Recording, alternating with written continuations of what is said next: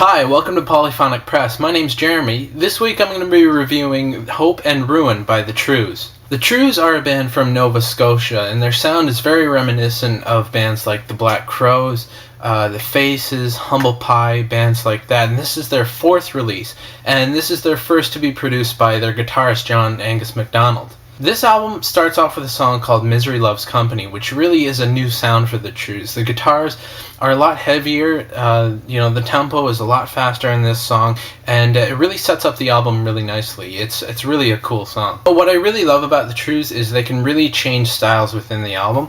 Like on the second song, it's called One by One. It's a slower, more acoustic-based song. It seems to be about a struggling musician who's touring Northern Ontario in Canada.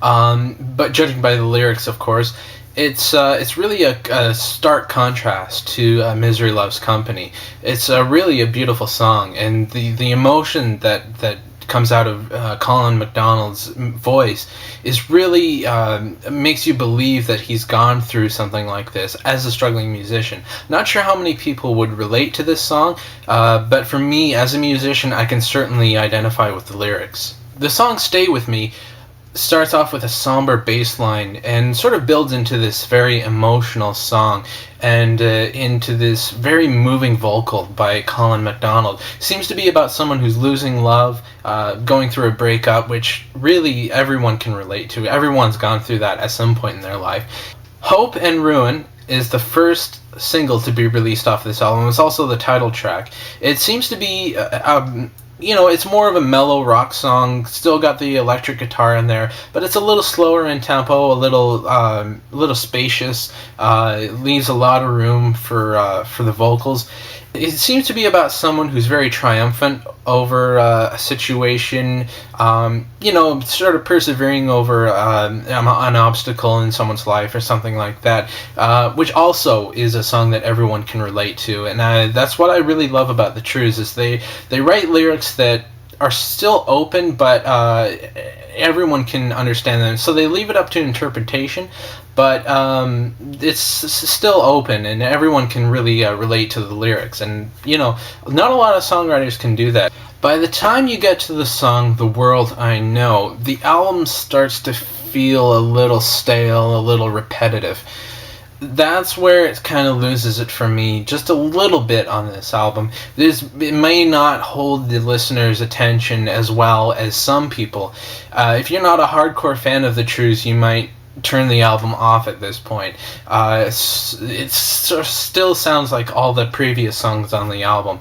It just got the heavy guitars and things like that. But immediately following is a song called Dreaming Man. It really picks the album up where it needs to be lifted up, and it's sort of odd that this song comes right after the song that I found the album starting to get stale. The song Dreaming Man itself is a slower, more acoustic song, but it still has a different feel than One by One. It's sort of hard to explain. You just really have to hear it. It's one of my favorite songs on the album. I'll Find Someone is a really interesting song. This is probably my favorite song on the album. It uses what I really love, is the sound of the acoustic guitar along with the distorted electric guitar. I've always loved this sound. I don't know why it doesn't get used more often. I wish it would, because it really is an interesting sound, and I absolutely love this song. It's probably my favorite song on the album. It's sort of got a mid-tempo, I guess. It's got a really cool feel to it. It's just a fun song, and it doesn't sound like anything else on the album, which is good for me, because it just sort of holds your attention more than the other songs on the album. It's just really different, really interesting, and I just love it. The closer of this album is a song called You've Gotta Let Me In, and it's a really ballad-y type song. It's really a love song, and it's a perfect closer for an album. A lot of time back in the 70s and 80s, you would close an album with a slow song. You really don't hear that very often anymore. And this is the perfect way to close an album. It works. because it leaves you with the impression that this was a well-rounded album, that they're not just doing hard rock songs, they're also doing some more acoustic songs, more ballads, and it really ties up the album nicely. I'm going to give this album a 7 out of 10 because although there were some weak spots on the album, I did enjoy listening to it very much.